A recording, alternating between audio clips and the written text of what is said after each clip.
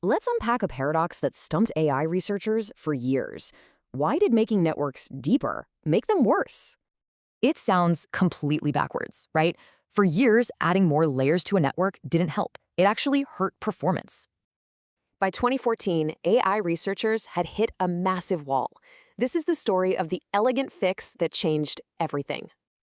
So our story really starts way back in 1998 with LeNet 5.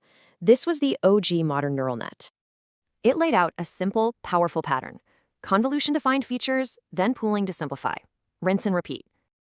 But here's the catch. The math behind it had a fatal flaw that just stopped it from getting any deeper.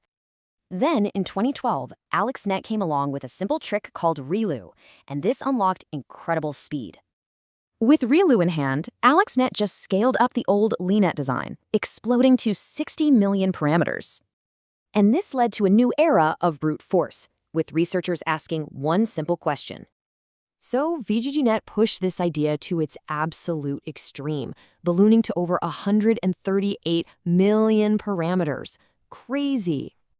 Its strategy was super simple. Just keep stacking lots of small, identical filters to go deeper and deeper. But you guessed it, this created a memory nightmare. These networks were just way too big and inefficient.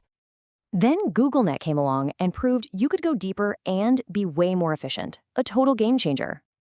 Their secret weapon was the Inception module, basically a network within a network that went wider, not just deeper.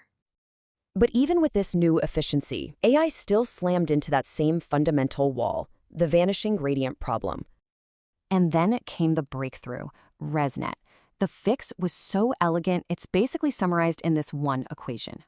So what that little plus X does is create a skip connection. It lets the network easily ignore unhelpful layers. This brilliant, simple idea allowed networks to be successfully trained at a staggering 152 layers deep. Absolutely mind-blowing.